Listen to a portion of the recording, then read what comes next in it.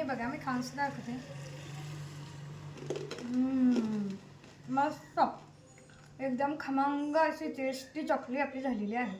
रामकृष्ण हरी मंडळी, रामकृष्ण हरी. आषाढी एकादशीच्या तुम्हा सर्वांना खूप खूप शुभेच्छा. आज आपल्याला आषाढी एकादशी स्पेशल उपवासाची खमंग तोंडाला चव आणणारी आणि विशेष म्हणजे घरात सगळ्यांनाच खूप आवडेल अशी अप्रतिम चवीची आपल्याला उपवासाची चकली बघायची आहे. तर व्हिडिओ कुठेही स्किप न करता संपूर्ण बघूया. आणि हा व्हिडिओ आवडल्यास लाईक करा, शेअर करा, सबस्क्राईब करा मंडळी. चला तर मग आपण आपल्या आजच्या या रेसिपीला सुरुवात करूया. हे बघा, यासाठी मी इथे घेतलेले आहे हे वरईचे तांदूळ, भगरेचे तांदूळ देखील म्हणतात त्याला. आपल्याला हे तांदूळ वापरायचे आहे. आणि हा जो आहे हा आपण 2 कप 2 वाट्याने, या वाटीने 2 वाट्या आहे. आणि त्याच 1 वाटी आपल्याला साबुदाणा घ्यायचा आहे. आणि इथे काही बेसिक थोडेसे मसाले घेतलेले आहे जे आपण उपवासासाठी वापरतो. त्यासाठी इथे मी 1 चमचा लाल तिखट, जिरा पावडर आणि सेंधव नमक जे आपण एकादशीला खात असतो हे मीठ घेतलेलं. आणि पाणी, हे जे पाणी आहे आपल्याला गरम करून वापरायचं आहे. सगळ्यात अगोदर एका कढईमध्ये आपण जी वरई घेतली होती ती टाकून द्यायची आहे. भाजून घ्यायचं आहे. नॉर्मल असा कलर चेंज होईपर्यंत भाजायचा आहे, खूप जास्त नाही भाजायचं. थोडीशी गरम झाली की लगेच काढून घ्यायची आहे. काय ना, हे जर भाजून घेतलं तर याचं पीठ व्यवस्थित येतं, भगरेचं पीठ. म्हणजे मिक्सरमधून जेव्हा आपण बारीक करतो तेव्हा एकदम स्मूथ पीठ याचं तयार होतं. म्हणून याला आपण तर हे बघा मस्त भाजलेली आहे. तर आता ही आपल्याला आता हा जो आपण साबुदाणा घेतला होता, हा साबुदाणा देखील आपल्याला या कढईमध्ये मस्त असं भाजून घ्यायचा आहे. साबुदाणा भाजायला काही फारसा वेळ लागत नाही, लगेच साबुदाणा भाजला जातो. साबुदाणा देखील थोडासा कलर चेंज होईपर्यंत भाजून घ्यायचा.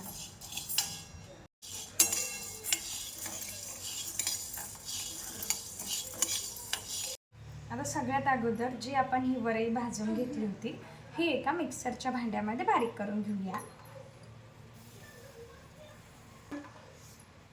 2 वेळेस काढावी लागणार आहे. हे बघा, नंतर आपण जो साबुदाणा राहिला होता तो देखील फिरवून घेऊया मिक्सरच्या भांड्यामध्ये.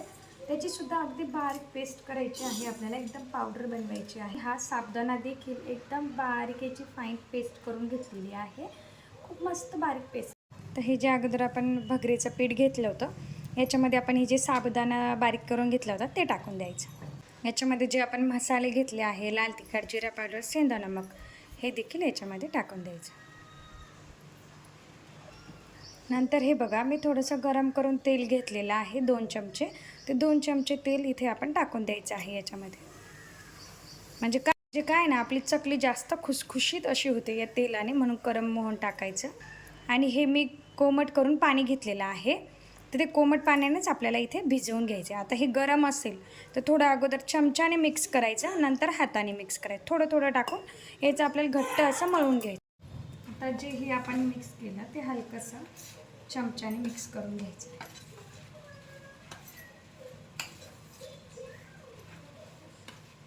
हे बघा, नंतर असं हाताने याला मळून घ्यायचं आहे. थोडं थोडं पाणी टाकून याचं घट्ट असा उंडा बनवून घ्यायचा आहे. आपल्याला चकल्या बनवायच्या आहे ना.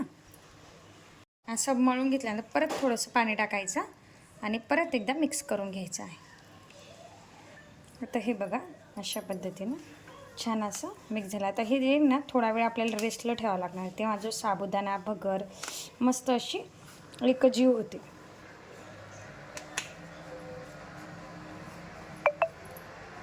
आता हे बघा, मी असं मस्त हे मळून घेतलेलं आहे, बघू शकता काय मस्त झालेलं आहे. आता हे 10 मिनटं आपल्याला रेस्टला ठेवायचं आहे. आता जे आपण पीठ मळून घेतलं होतं ना त्याचा असा एक गोळा घ्यायचा मस्त, आणि आपला जो साचा असतो ना, चकलीचा साचा, त्याच्यामध्ये टाकून द्यायचा आहे. आणि मस्त अशा चकल्या बनवून घ्यायच्या. प्लेट घ्यायची आणि प्लेटवर मस्त अशी चकली बनवून घ्यायची आहे.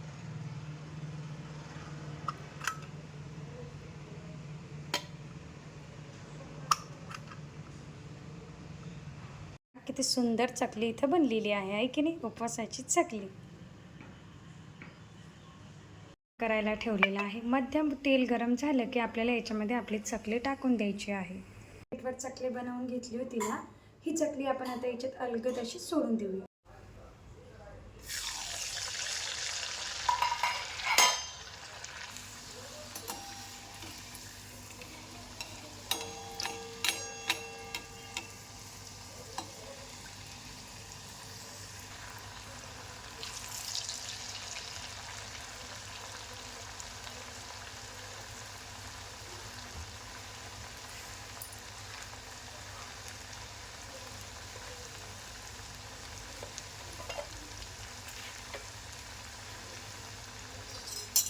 सर करेल येईपर्यंत याला परतून घ्यायचं आहे.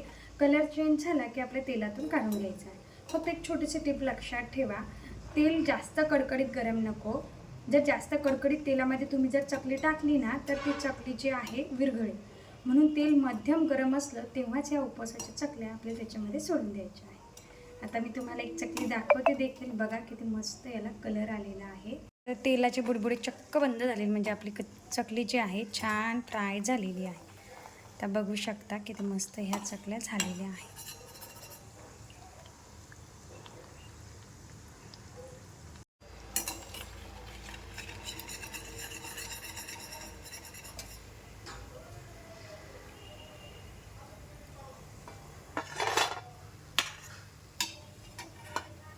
मध्ये अतिशय महत्त्वाची एक टिप्स म्हणजे चकली करायची आणि इन्स्टंट तेलामध्ये टाकून द्यायची.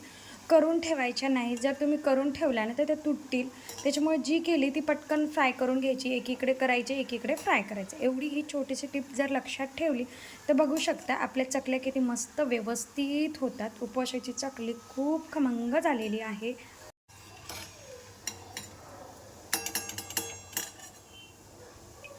बघू शकता किती मस्त दिसत आहे, काटेरी.